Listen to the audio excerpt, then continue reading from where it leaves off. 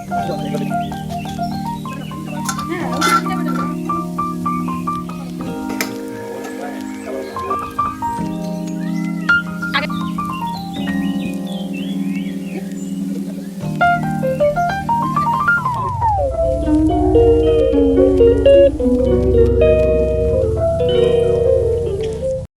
যে আমার কর্তা মশাই বাইক নিয়ে বেরিয়ে পড়ছে। না না, একা যাচ্ছে না, যাচ্ছে সঙ্গে ছেলেও। ও যাবে না বলছে স্কুলে। হ্যালো এভরিওয়ান, আমি মোহন চলে এসেছি একটা নতুন ব্লগ নিয়ে। আই হোপ আজকের ব্লগটা তোমাদের ভালো লাগবে। তো ইভানকে নিয়ে স্কুল পাঠানোর জন্য চেষ্টা করছি। ও তো আজকে স্কুলে যেতে চাইছে না, আর কারণ সকাল হলেই ও কান্নাকাটি শুরু করে দেয়, মুড ভালো থাকে না, ওই জন্য স্কুল যেতে চায় না একদম। আর প্রায় এক সপ্তাহ স্কুল ছুটি ছিল, সেই জন্য মানে আজকে যেতে একদমই চাইছে না, বুঝতে পারছে না কোথায় যাব। তাও বললাম যে যাও, একটু ঘুরে এসো, ভালো লাগবে। তো ঠাকুমা পুজো দিয়েছিল, ফুলগুলো নেবে বলছিল, তো নিতে পারিনি। তো দেন বাবার সঙ্গে চলে গেল স্কুলে। তারপরে আমি আবার ঘরে এসে দেখি পুরো এলোমেলো সব কিছু।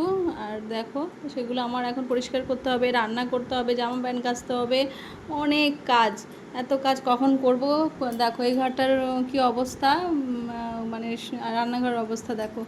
এত কাজ, আমি কোনটা ছেড়ে কোনটা করব? আর মাত্র 1.5 ঘন্টা বাকি আছে আর কি। 1.5 ঘন্টার মধ্যে আমার সমস্ত কাজ করতে হবে। এই যে সুজি বানিয়েছিলাম, ও নিয়ে যায়নি, ওর তাড়াতাড়ি ছিল বলে দেরি হয়ে যাচ্ছে, সেই জন্য। তারপরে এই ঘরটা গুছালাম, বারান্দাটা একটু গুছালাম, আর সব ঝেড়ে পরিষ্কার করলাম। ছোটো ঘরটা মোটামুটি একটু গুছিয়ে জামা প্যান্ট ভাঁজ করে সুন্দর করে ঝেড়ে ঝুড়ে রেখেছি। অ্যাকচুয়ালি আমার আলমারি নেই, তো আমার জামা কাপড় ভাঁজ করে আমাকে এইভাবেই রাখতে হয়।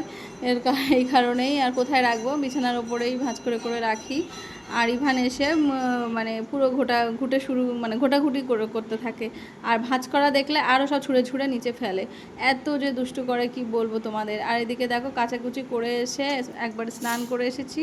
এর ফাঁকে ভাতটা বসিয়েছিলাম, আর ভাত, আর এই যে আন্টি ডাঁটার তরকারি দিয়েছিল। তো এত খিদে পেয়েছে, আর ওটস বানানোর সময় পাইনি, ভাবলাম কটা ভাত খেয়ে নিই। আর আমি সকালবেলা তরকারি দিয়ে ভাত একদমই খেতে পারি না, তাও একগাল খেয়েছি, আর অর্ধেকটা ভাত ছেড়ে দিয়েছি, খেতে ইচ্ছা করছিল না। তারপরে জামা কাপড়গুলো মেলে দিয়েছি। এর ফাঁকে ইভানের পাপা বাড়িতে গেছিলো, ইভানকে দিয়ে এসে বাড়িতে গিয়েছিল যে ঘোড়াটা নিয়ে আসতে। ওর ঘোড়াটা কিনে দিয়েছিলাম রানাঘাট থেকে।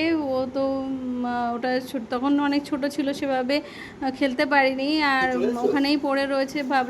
বললাম যে তুমি নিয়ে এসো বাড়ি থেকে, ওটা ও খেলতে পারবে। তারপরে দেখো, বাড়ি থেকে গোলাপ জামরুল নিয়ে এসেছে, আর হচ্ছে একটা পাকা পেঁপে, আর হচ্ছে 2 পিস লেবু।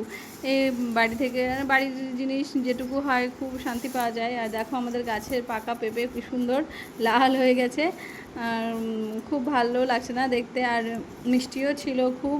আর গোলাপ জামরুলগুলো দেখো সাদা হয়েছে, মানে পাকলে পুরো একদম পিঙ্ক কালার হয়ে যায়, আর পুরো গোলাপের মতো গন্ধ, খুব সুন্দর লাগে খেতে। এই মানে গোলাপ জামরুল গাছটা হচ্ছে বাবার অফিস থেকে নিয়ে এসেছিলো, অনেক ছোট ছিল, বালতির মধ্যে লাগিয়েছিল। তো তারপর থেকে গাছটা প্রায় মরে গেছিলো। আমি ওই গাছটা একটু একটু করে জল দিয়ে বাঁচিয়ে বাঁচিয়ে রেখেছিলাম, যে বাবার হাতের গাছ আমি বাঁচিয়ে রাখবো। তো তারপরে যখন মানে একেবারে একটু বড় হলো, তখন আমি ভাবলাম যে মাটিতে লাগিয়ে দিই, তারপরে বড় হবে। তো এখন গাছটা অনেক বড় হয়ে গেছে, এখন ফলও ধরেছে। ভীষণ খুশি লাগে যখন জামরুলটা হয়, তখন বাবার কথা বেশি মনে পড়ে, যে না, বাবার একটা জিনিস আমি ঠিকঠাক করে রাখতে পেরেছি।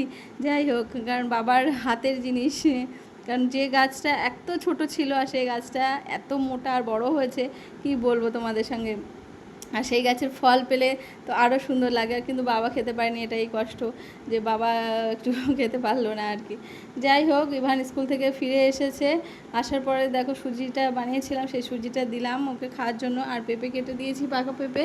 তো ও খাচ্ছে না পেঁপে, একটু একটু খেয়েছে, বেশি খায়নি। ওর মানে এসে আগে খেলাধুলোর প্রতি বেশি মন, খাওয়ার প্রতি কোনোই ন্যাক নেই। ও যদি একটু খায়, তাহলে একটু আমার চিন্তাটা কম হয়, একটু মোটা হয় না, আর দুষ্টুমি করে যায়। আর স্কুলে জন্মদিন হয়েছে কার, তো সেখান থেকে একটা পার্ক দিয়েছিল, এসেই আগে পার্কটা খাওয়া শুরু করে দিয়েছে। এত খাবার এখন খাবে না, যখন মন হবে তখন খাবে, এরকম দুষ্টুমি করতে থাকে। জামা প্যান্টও ছাড়বে না, কোনো রকম হাত পাটা ধোয়ালাম, তারপরে আর কি খেলো। তা এর ফাঁকেই আবার ওকে স্নান করিয়েছিলাম। আর দেখো এখন দুপুরবেলা ঠাকুমার সাথে শুয়ে রয়েছে। ঠাকুমাকে দেখলে তো আর ছাড়াছাড়ি নেই। আমি আর দুপুরবেলা ভাত খাইনি, চিয়া সিডের সঙ্গে পেঁপে জুস করেছিলাম, তো সেটাই সারাদিন আর কি খেয়েছি, রান্না করিনি আর যা ছিল তাই। আর ও তো ইভান তো ওর ঠাকুমার কাছে খেয়েছে, ঠাকুমা খাইয়ে দিয়েছিল ঘি দিয়ে আলু সিদ্ধ দিয়ে ভাত। আর এদিকে সন্ধ্যা হয়ে গেছে, দেখো ইভান একটু ঘুমাচ্ছে, ওকে ঘুম পাড়িয়েছিলাম, জামা কাপড় তুলে এনে এই যে ভাঁজ করতে শুরু করে দিয়েছি। আর আমি ভাঁজ করে লাভ নেই, ও ভাঁজ করব আর ও শুধু ঘুরবে, সব ফেলবে, ছড়াবে, দুষ্টুমি করে খুব বদমাইশি করে। আমি কি বলবো, মানে যেটা করতে বারণ করব সেটা বেশি করে করবে, এত দুষ্টু বাপরে বাপ। মাঝে মাঝে খুব মারি, কিন্তু আবার ভাবলাম যে এই শরীরে কোথায় মারবো, পরে মারার পরে খুব কষ্ট হয়, কিছু করার নেই। কারণ ওকে বাধা দেওয়ার জন্য মাঝে মাঝে মানে কি বলবো, মানে সহ্যের লিমিট ছাড়িয়ে যায় আর কি, তো সেই জন্যই মারতে হয়।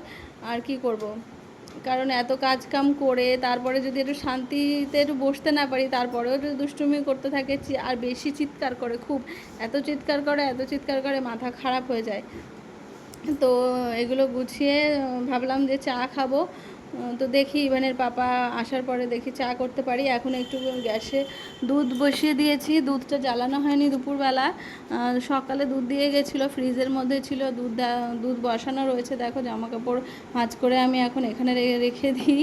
ইভানেরটা আলাদা, ওর পাপারটা আলাদা। অ্যাকচুয়ালি বললাম না তোমার আলমারি নেই বলে আমার এইভাবেই রাখতে হয়, কিন্তু কিছু করার নেই, কি আর করা যাবে, ভাড়া বাড়িতে থাকি, তো আলমারি কেনার রিস্কও পাই না ঠিকঠাক। তো আমি থাক, ঠিক আছে, এখন চলো কোনো রকম এইভাবে চলতে থাক। আর এদিকে দেখো দুধটা বসিয়ে দিয়েছি, দুধটা অনেকক্ষণ ধরে ফুটছে, ভাবলাম যে ভালো করে না ফুটলে দুধটা কেমন একটা গন্ধ লাগে, তার জন্য আর কি। তো ইভানের বাবা বললো ঠিক আছে, আর অনেকটা দেরি হয়ে গেছে, তুমিও দুপুরবেলা কিছু খাওনি, আর চা করতে হবে না, চা খাবো না।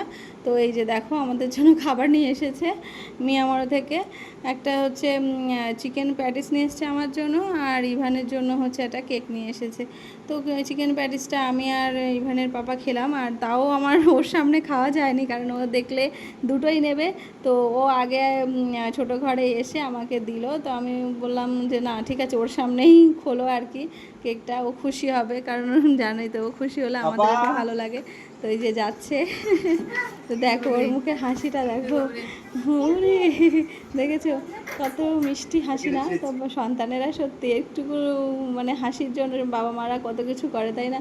তো সেরকম এখন আমরা ফেস করছি আর কি ভালো লাগা, ওটা যে কী ভালো লাগা সেটা আমি তোমাদের বলতে পারবো না। যাই হোক, তখন ভাবছিলাম যে চিকেন প্যাটিসটা আমরা দুজনে খেলাম, ওকে দিলে ভালো হতো না। ঠিক আছে, ও ইভানের পাপা বললো না একটু চলো তুমি খাও, তুমি তো কখনোই খাও না, ওকে দিয়ে দাও। তো তাই ঠিক আছে খাই। আর আজকে খিদে পেয়েছিলো, কারণ দুপুরে সেই এক গাল ভাত খেয়েছিলাম, খাওয়া হয়নি ঠিকঠাক। তো তারপরে যখন খাবার নিয়ে আসতে গেছিলো, তখন ইভানের পাপা একটু চিকেন নিয়ে এসেছিলো, তো একটু চিকেন তাড়াতাড়ি করে করলাম। আর এদিকে দেখো চিকেন রান্না করতে করতে আর তার ফাঁকে দেখো সেই বিছানা কীভাবে ঘুটে রেখেছে, যেগুলো ভাঁজ করা তোমাদের দেখালাম যে ভাঁজ করছি, সুন্দর করে সন্ধ্যাবেলা ভাঁজ করে পরিপাটি করে রেখেছি, আর এসে সব এলোমেলো করে দিয়েছে, এত দুষ্টু দেখো। আর ভালো লাগে গোছাতে, আমার চোখ মুখ কেমন হয়ে গেছে।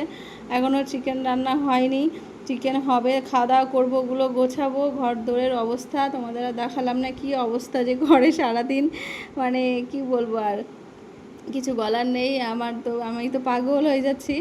আর তাড়াতাড়ি হলে তারপরে খাওয়া দাওয়া করে তারপরে ওকে পরিষ্কার করে ওকে আবার রাতে খাওয়ানো আছে, অনেক কাজ বাকি। তারপরে দেন আমরা এসেছি খেতে, খিদে পেয়ে গেছিলো, তাড়াতাড়ি ভাত বেড়ে নিয়েছি তিনজনের, ওকে আলু দিয়ে চিকেন দিয়ে খাওয়াবো, ডাল দিয়ে খাওয়াবো।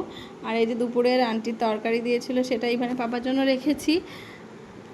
তো এই যে এখন খাওয়া দাওয়া করে আর এই কয়েকটা জামা কাপড় ছিল বাথরুমে, কেচে একেবারে স্নান করে ফ্রেশ হয়ে দেন এসেছি আমার জায়গায়, মানে বারান্দাটায় খুব সুন্দর হাওয়া আসে, তো এখানে বসে রিল্যাক্স করছি। তো চলো আজকের ব্লগটা এখানেই এন্ড করছি, তোমরা ভালো থেকো, সুস্থ থেকো, দেখা হচ্ছে নেক্সট ব্লগে।